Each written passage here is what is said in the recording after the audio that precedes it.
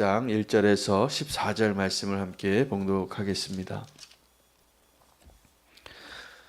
함께 읽겠습니다. 여호와께서 다시 이스라엘을 향하여 진노하사 그들을 치시려고 다윗을 격동시키사 가서 이스라엘과 유다의 인구를 조사하라 하신지라. 이에 왕이 그 곁에 있는 군사령관 요압에게 이르되 너는 이스라엘 모든 지파 가운데로 다니며 이제 단에서부터 브엘세바까지 인구를 조사하여 백성의 수를 내게 보고하라 하니 요압이 왕께 아뢰되 이 백성이 얼마든지 왕의 하나님 여호와께서 100배나 더하게 하사 내 주 왕의 눈으로 보게 하시기를 원하나이다. 그런데 내 주 왕은 어찌하여 이런 일을 기뻐하시나이까 하되 왕의 명령이 요압과 군대 사령관들을 재촉한지라. 요압과 사령관들이 이스라엘 인구를 조사하려고 왕 앞에서 물러나 요단을 건너 갓 골짜기 가운데 성읍 아로엘 오른쪽 곧 야셀 맞은 쪽에 이르러 장막을 치고 길르앗에 이르고 닷딤 훗시 땅에 이르고 또 다냐 안에 이르러서는 시돈으로 돌아 두로 견고한 성에 이르고 히위 사람과 가나안 사람의 모든 성읍에 이르고 유다 남쪽으로 나와 브엘세바에 이르니라. 그들 무리가 국내를 두루 돌아 9달 20날 만에 예루살렘에 이르러 요압이 백성의 수를 왕께 보고하니 곧 이스라엘에서 칼을 빼는 담대한 자가 80만 명이요 유다 사람이 50만 명이었더라. 다윗이 백성을 조사한 후에 그의 마음에 자책하고 다윗이 여호와께 아뢰되 내가 이 일을 행함으로 큰 죄를 범하였나이다. 여호와여 이제 간구하옵나니 종의 죄를 사하여 주옵소서. 내가 심히 미련하게 행하였나이다 하니라. 다윗이 아침에 일어날 때에 여호와의 말씀이 다윗의 선견자 된 선지자 갓에게 임하여 이르시되 가서 다윗에게 말하기를 여호와께서 이와 같이 말씀하시기를 내가 네게 세 가지를 보이노니 너를 위하여 너는 그 중에서 하나를 택하라. 내가 그것을 네게 행하리라 하셨다 하라 하시니 갓이 다윗에게 이르라래요 이르되 왕의 땅에 7년 기근이 있을 것이니까 혹은 왕이 왕의 원수에게 쫓겨 3달 동안 그들 앞에서 도망하실 것이니까 혹은 왕의 땅에 사흘 동안 전염병이 있을 것이니까 왕은 생각하여 보고 나를 보내신 이에게 무엇을 대답하게 하소서 하는지라. 다윗이 갓에게 이르되 내가 고통 중에 있도다. 청하건대 여호와께서는 긍휼이 크시니 우리가 여호와의 손에 빠지고 내가 사람의 손에 빠지지 아니하기를 원하노라 하는지라. 아멘. 하나님의 말씀입니다.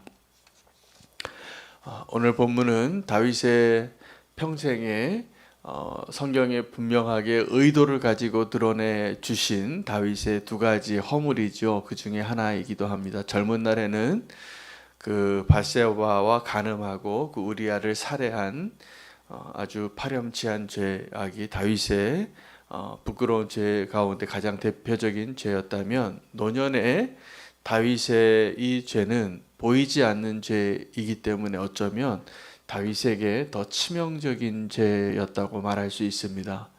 오늘 이 두 번째 다윗의 범죄를 통하여서 오늘 주님께서 우리의 마음을 어떻게 다루시고 다시 하나님의 은혜의 자리로 오기를 원하시는지를 다시 확인하는 자리가 되기를 원합니다. 이 다윗이 왜 인구조사를 했는지에 대한 이유를 성경은 역대서에 있는 말씀과 이 사무엘서에 있는 말씀이 약간 다르게 기록이 되어져 있고 이 숫자나 내용도 약간 차이가 있어서 혼돈이 있지만 하나님의 그 말씀의 중심은 하나도 바뀌지 않습니다. 그래서 오늘 우리가 좀 먼저 헤아려 보아야 할 것은 이 인구 조사를 다윗이 왜 했을까에 대한 이유를 먼저 아는 것입니다. 1절에 보면 여호와께서 다시 이스라엘을 향하여 진노하사라고 이렇게 기록이 되어지시고 이어 있고 하나님이 뜻을 정했습니다. 어떻게요? 그들을 치시려고. 이것은 심판이라기보다는 그들을 징계하기 위한 하나님의 의도가 분명합니다. 그리고 다윗을 격동시켜 가서 이스라엘과 유다의 인구를 조사하라 하신지라 이렇게 되어 있는데, 역대서는 이 부분을 하나님이 다윗에게 명령하셨다라고 이렇게 기록을 하고 있습니다. 하나님이 다윗을 격동한 것과 하나님이 다윗에게 명령한 것이 좀 다르잖아요. 그렇죠? 굉장히 큰 차이가 있죠. 그래서 오늘 이 부분을 좀 먼저 들여다볼 필요가 있습니다. 하나님 우리에게 명령하신 것을 우리가 잘 지키지 않고 내 마음에 이미 하나님의 명령을 순종할 마음이 없을 때 우리는 하나님을 잘 알아야 합니다. 여러분, 지금 이 상황이 어떤 상황이냐면 하나님의 백성으로 다윗이 왕으로 통치하고 번성한 시기를 지내고 있었습니다. 꽤 오랫동안. 그리고 승리하고 있었고, 그리고 다윗이 그의 전성기에 범죄함으로 그가 꺾였지만 사실은 영적으로 그가 회개하고 여전히 하나님의 나라로서 하나님의 사람으로서 영적으로 이렇게 번성함을 누리고 있다라고 봐야 될 것입니다. 그래서 하나님이 이 다윗의 나라를 견고하게 세워주셨는데 그때가 위험합니다. 또 그래서 이 마지막에 백성들이나 다윗이나 어쩌면 이것이 다르게 보일 수도 있지만, 여러분, 다윗은 지금 어떤 상태냐 하면 여전히 하나님의 사람으로 서 있는데 백성들이 이 다윗의 마음 같지 않은 겁니다. 그래서 이제 형통한 때를 오래 살다 보니까 치열하게 하나님을 의지하고 살던 그때는 오직 하나님만을 의지하고 하나님의 군대로 하나님의 왕으로 다윗이 그렇게 치열하게 영적인 싸움을 살았는데, 이제 다윗의 나라가 견고해지니까 뭘 의지하게 되냐 하면 하나님을 의지하는 것이 아니라 우리가 좀 힘이 세지, 우리가 좀 강한 나라가 되었지, 이걸 의지하고 그것에 마음이 빼앗기기 시작한 그 시점이라고 보시면 됩니다. 근데 그 시점에 하나님께서 이스라엘을 향하여 진노하신 거예요. 그런 이스라엘의 타락이, 변절함이. 근데 저는 오늘 이 본문의 역대서와 이 다윗에게 하나님이 명령하셨다고 말하기도 하고 다윗을 충동시켜 격동시켜서 이 인구조사를 하게 하셨다라는 표현을 통하여서 좀 거룩한 상상을 해봅니다. 어떤 상상이냐면 다윗은 아직도 여전히 하나님의 사람으로 보여요. 근데 이 백성들은 이제 더 이상 하나님을 의지하려 하지 아니하고, 왜냐하면 그래도 다윗이 그래도 하나님과 좀 더 가까이 있었기 때문일 겁니다. 근데 이 세상은, 그 다윗의 나라는 점점 하나님을 멀어져 가고 있는 그때에 하나님이 그들을 이제 징계하시고 또 그들을 다루시기 위하여 다윗에게 다윗을 충동시킨 겁니다. 다윗이 충동된 게 맞은 게 다윗의 모습 같지 않아요. 인구 조사하라고 요압에게 명령합니다. 근데 요압이 다윗에게, 이 사람이 마음이 충성된 자가 아니면서도 다윗에게 해야 될 얘기를 하는 사람이에요. 그래서 한번 물어요. 다윗 왕에게, 왕이시여, 하나님께서 다윗 왕에게 이 이스라엘 군대를 100배나 더 인구를 더 늘리게 해주기를 원하는데 왜 도대체 인구 조사를 하시는 겁니까? 아주 다윗의 의도를 꿰뚫고 있죠. 근데 이때 다윗이 이 요압의 말을 선지자의 말처럼 들었다면 내가 지금 무슨 일을 하는 것이지? 하나님이 그를 격동케 하셨지만 돌이켰어야 되는데 돌이키지 않고 자기의 말을 잘 듣지 않는 요압을 재촉합니다. 빨리 너는 내가 시킨 일이나 하라. 그래서 이 요압이 거의 10달에 해당하는 시간을 9달 20일에 걸쳐서 인구조사를 다 했는데 대단한 숫자입니다. 이스라엘 전체 가운데 칼을 뽑는 자가 80만 명이고 유다 가운데 50만 명이라고 이렇게 군대가 130만 명의 군대를 이렇게 보고를 하지요. 그리고 나서 이 보고를 듣고 난 다음에 다윗이 깨닫습니다. 내가 지금 제정신이 아니었구나.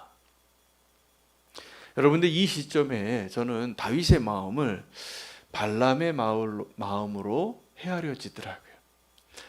왜 하나님이 다윗에게 이 충동함을 주셨을까? 왜요? 겉으로 보기에는 다윗이 하나님의 사람으로 여전히 앉아 있었지만 백성들은 하나님을 떠나서 사람을 의지하고 말을 의지하고 이 군사력을 의지하고 서 있었지만 다윗의 마음이 이미 지금 내가 그렇게 서 있는 모습과 다르게 마음을 세상에 빼앗겨 버린 것을 하나님은 아신 것입니다. 그리고 그렇게 명령해요. 너 이제 인구조사 좀 해봐라.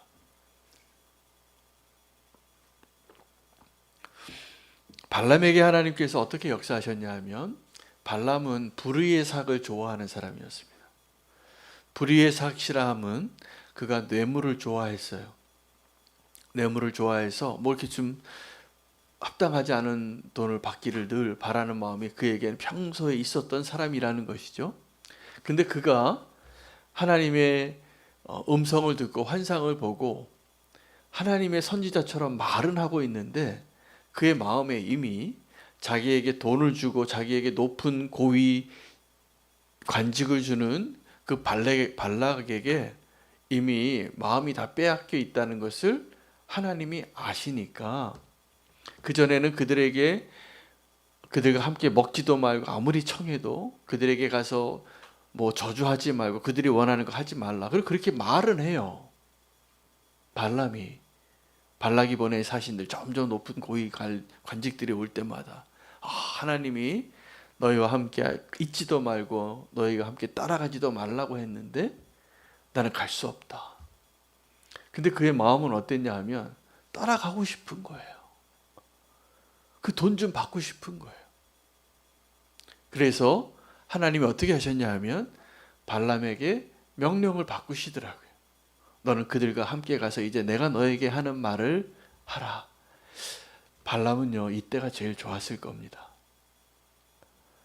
지금 내가 하나님의 말을 전하면서도 정말 내가 원하는 걸 하고 있잖아요. 여러분, 이때가 행복하다고 말하면 안 돼요. 이게 위험한 때예요. 그래서 그때 이 나귀가 말을 하는 걸 보는 거죠. 그리고 그때 눈을 열어주시니까 이 발람이 어떻게 됩니까? 큰일 날 뻔한 거죠. 그리고 가서 정말 예언을 할 때는 하나님의 말씀을 예언하는 진짜 예언자 같이 말합니다. 그래서 내가 환상을 보는 자, 엎드려서 주의 말씀을 들은 자, 그리고 그 모압이 원하는 대로가 아니라 이스라엘을 축복하고 마지막에 이 메시아가 이 땅 가운데 하나님의 지팡이와 규가 이 땅에서 나올 것이라고 예언을 해요. 진짜 선지자 같은데, 근데 이 다윗과 발람의 차이가 뭐냐면 발람은 원래 불의의 삭스를 좋아하던 자예요. 하나도 안 변했어요. 잠깐 하나님의 선지자같이 예언을 하지만, 그래서 이스라엘이 음행하는데 이스라엘 안에 있는 그 죄의 DNA가 이 발람의 DNA와 그 속임과 딱 들어맞아요. 그래서 음행을 하는데 불의의 삭스를 좋아했던 이 발람의 의도대로 그렇게 악을 행하는 거죠. 근데 다윗은 다릅니다. 하나님께서 오늘 이 마지막 두 번째 이 사무엘서에 그 다윗의 모습 가운데 그 연약함을 남기신 이유는 다윗의 진짜 연약함을 드러내기 위한 범죄가 분명히 맞습니다. 인구조사한 것. 왜냐하면 다윗의 마음에 인구조사하고 싶은 마음이 있었어요. 누구처럼요? 발람처럼. 발람이 불의의 삭스를 좋아했던 것처럼. 그런데 다윗은 원래 어떤 사람이냐면 하나님의 사람이에요. 그게 발람과 다윗의 차이예요. 그래서 하나님이 이 다윗을 사용해서 그래, 네가 원하는 거 한번 다 해봐. 해놓고 후회하죠. 그래서 다윗은 하나님 앞에 범죄했는데, 두 번째 범죄죠. 범죄하고 나서 회개하는데 빠릅니다. 그 자기가 이제 깨달아요. 인구조사 다 해보니까 이 130만 명이라는 엄청난 군대가 이제 나에게 있구나. 그것이 기뻤는데 한 번 더 생각해 보니까 내가 왜 이렇게 미련한 짓을 했는가. 돌이킬 수 있었던 다윗이. 그래서 그가 회개합니다. 하나님, 내가 정말 잘못했습니다. 내가 정말 어리석었습니다. 내가 왜 인구조사를 시켰는지 모르겠습니다. 미친 사람처럼 막 재촉하면서. 다윗 같지 않은 모습이죠. 그래서 하나님께서 이제 진짜 선지자를 보냅니다. 또 한 번 갓을 보내서 이렇게 얘기해요. 당신이 범죄했지만 하나님이 용서하시길 원하신다고. 그 대신 이 지은 죄에 대해서 이제 세 가지 중에 하나를 고르라고. 그리고 첫 번째 예는 이제 왕께서 7년 동안 기근을 이 땅에 경험하게 되든지, 아니면 3개월 동안 원수에게 쫓기든지, 아니면 3일 동안 전염병이 돌든지. 제가 아주 웃긴 얘기를 하나 들었는데 애들이 하는 얘기입니다. 평생에 사람이 방황하고 싶은 좀 그 총량이 있답니다.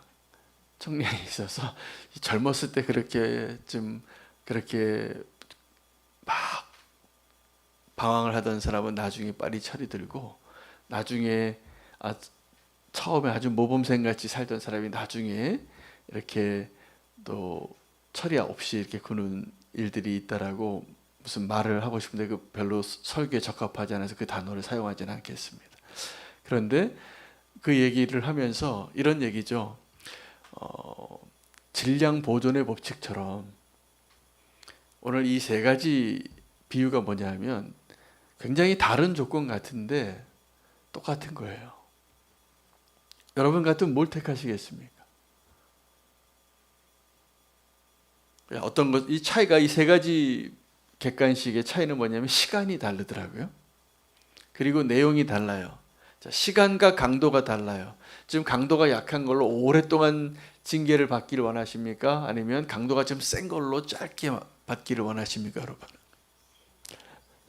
네? 짧고 센 걸로. 네, 다윗과 비슷한 걸 선택하셨나요? 근데 이제 다윗은, 여러분, 우리가 하나님이 우리에게 선택의 기회를 주실 때 이게 축복이죠. 우리는 뭐 노예같이 프로그램 하던 기계처럼 사는 게 아니라 우리가 선택할 기회를 주셨잖아요. 자유의지를. 이게 조심하셔야 돼요. 왜냐하면 우리는 선택할 때 믿음의 선택을 하든지 아니면 계산해서 선택을 하거든요.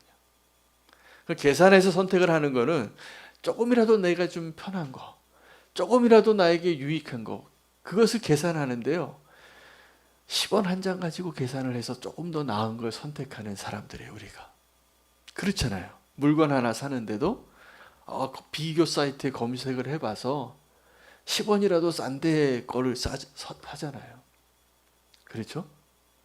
그러니까 지금 다윗이 지금 이 선택의 기회가 주어졌지만 하나님의 의도는 다른 데 있어요. 다윗이 그것을 잘 캐치합니다. 그래서 회개하는데 성공해요. 그러니까 하나님의 의도를 잘 파악하는 것이죠. 다윗이 뭐라고 대답을 하냐면 이 세 가지 중에서 지금 우리가 다 그렇게 대답하신 것처럼 강도가 센 걸로 짧게 이렇게 선택한 이유는요. 다윗이 하나님을 신뢰하기 때문입니다. 만약에 다윗이 하나님을 신뢰하지 않았더라면 우리는 다 어떻게 선택을 했을까요? 1번 선택했을 거예요. 시간은 길게, 강도는 약하게. 그 견딜만 하거든요. 기근이 임해도 그래도 좀 먹고 살고 그래도 미리 비축해 놓고 지금까지 잘 살았으니까 이런 거죠. 내가 지금 통장에 돈이 많은데 7년 비 안 와도 괜찮아. 수입이 좀 없어도 살만해. 지금 다윗이 딱 그때잖아요. 하나님이 오랫동안 축복해 주셔서 다윗의 왕국이 견고하게 세워져 있는 그때에 뭐 7년 기근 얼마든지 내가 버틸 수 있다라고 생각했을지도 모릅니다. 근데 다윗은 하나님을 아는 자예요. 그래서 사람의 손에 빠지지 아니하고 하나님의 손에 빠지겠다라고 대답을 하고 3번을 택했습니다. 이것도 또 하나 다윗의 마음 가운데 우리가 오늘 배워야 할 것입니다. 그것은 하나님의 심판 가운데에서도 하나님의 은혜를 소망할 수 있는 자가 되는 것. 사람의 손에 빠지지 아니하고 하나님의 손에 빠지길 원한다. 여러분, 우리에게 이 마음이 있어야 회개하는 겁니다.